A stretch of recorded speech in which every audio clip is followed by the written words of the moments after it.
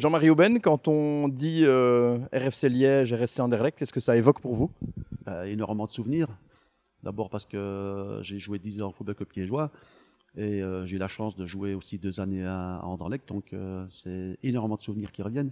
Ici, c'est en plus un match de coupe, donc c'est un contexte particulier à plusieurs niveaux. Vous vous souvenez de ces matchs de coupe aussi, et même des matchs de championnat à l'époque avec Anderlecht et Liège? Bien sûr, parce que ce sont des matchs qui se jouent sur une ou deux rencontres, donc ça donne toujours l'opportunité aux petits clubs que nous étions à l'époque d'affronter les grands et d'éliminer les grands, ce qu'on a fait quand même à plusieurs reprises. Vous avez connu Anderlecht de l'intérieur, ce n'est évidemment plus la même chose maintenant.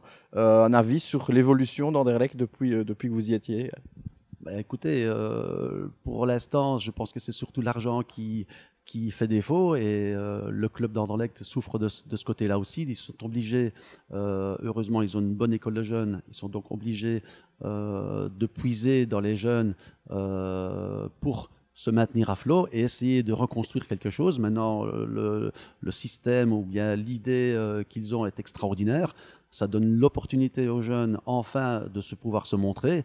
Et c'est toujours dans ces opportunités-là qu'on se rend compte qu'on a des bons jeunes. Je prends le cas avec le Standard qui maintenant est obligé aussi de faire jouer des jeunes pour d'autres circonstances. Eh bien, on voit que des gars comme Raskin aussi sortent du lot. Ils sont même parmi les meilleurs. Donc, c'est parfois le manque de patience qui fait que les jeunes ne parviennent pas à passer les derniers échelons. Et c'est dans ces opportunités-là que les clubs font appel à ces jeunes. Quand on joue contre Anderlecht, à l'époque, on se préparait différemment. Il y avait toujours quelque chose de spécial parce que c'était Anderlecht ou pas forcément? Non, du tout. Du tout, non. Rien ne changeait. Sauf que la motivation, elle était plus grande. On savait à quoi on devait s'attendre. On connaissait notre adversaire, je dirais, assez bien, puisqu'on avait aussi un coach qui préparait bien ses théories.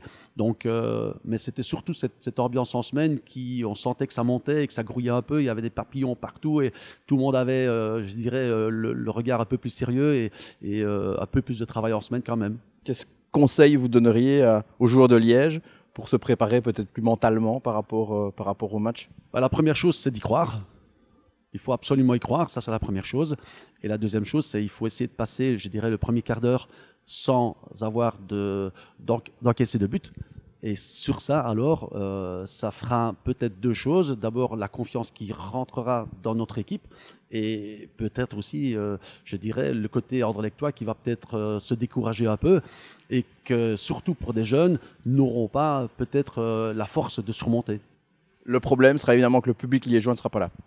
Bien sûr, et ça pour les joueurs liégeois, ça va faire évidemment un grand vide parce que pour la famille liégeoise, c'est un grand rendez-vous que tout le monde manque. On a la chance de pouvoir le voir à la télé, mais l'ambiance manquera aux joueurs, ça c'est sûr. Et c'est un soutien qui aurait été vraiment idéal.